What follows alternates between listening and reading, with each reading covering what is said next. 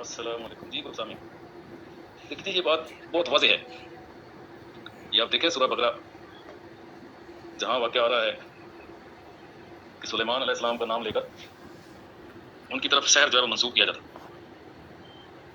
تو بات بالکل واضح ہے کہ ما کفر سلیمان، فرمایا کہ سلیمان علیہ السلام نے کفر نہیں کیا بلکہ جو شیاطین تھے وہ کفر کرتے تھے. کیا کفر تھا کہ لوگوں کو وہ سحر سکھاتے تھے.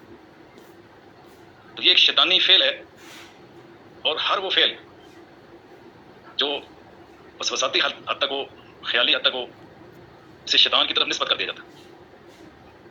اسی طرح انہی میں نے تعوذ آیا ہے کہ جب تم قرآن پڑھنے لگو تو تعوذ کر لیا کرو.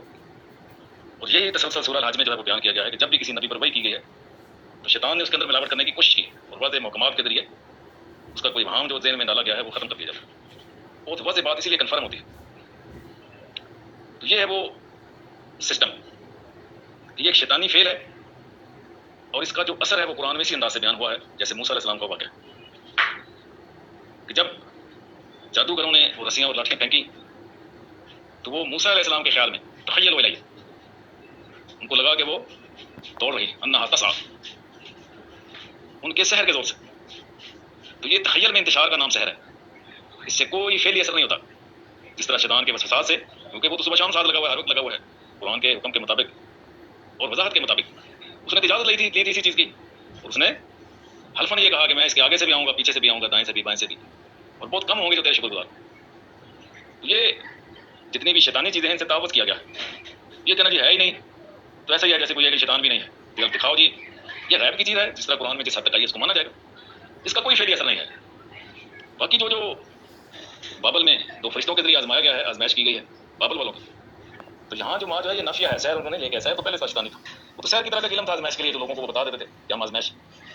تو اس سے وہ جو میاں بیوی کے درمیان جدائی باذن اللہ کا ذکر آتا ہے، تو وہ جو فتنہ جو فرشتے آتے ہیں وہ آزمائش کے لیے ہوتے ہیں اور وقتی ہوتا ہے جیسے سب کا قانون ہے.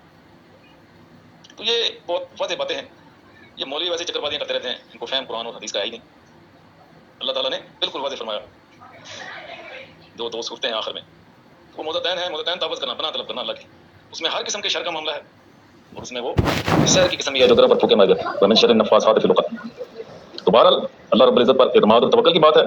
نبی علیہ السلام پر جو سحر ہے اس کا بھی یہی اتنا ہی ہے، تو خیال ان کے خیال میں یہ ہوا کہ میں ادھر کیوں گیا. تو یہ جس حد تک قرآن میں آیا اس کو ماننا ہے نہیں مانا ہے. جس طرح شیطان کو مانا جاتا ہے اس طرح اس کے جو فعل ہیں ان کو بھی مانا جاتا ہے جس حد تک قرآن میں آئے. تعوذ کرنا، پناہ طلب کرنا اللہ کی، اس میں ہر قسم کے شر کا معاملہ ہے، اور اس میں وہ سحر کی قسم یہ ہے جو گرہ پر پھونکے مار گئے ومن شر النفاثات فی العقد. تو بہرحال اللہ رب العزت پر اعتماد اور توکل کی بات ہے. نبی علیہ السلام پر جو سحر ہے اس کا بھی یہی اتنا ہی ہے، تو خیل ان کے خیال میں یہ ہوا کہ میں ادھر کیوں گیا. تو یہ جس حد تک قرآن میں آیا اس کو ماننا ہے نہیں مان ہے. جس طرح شیطان کو مانا جاتا ہے اس طرح اس کے جو فعل ہیں ان کو بھی مانا جاتا ہے جس حد تک قرآن میں آئے.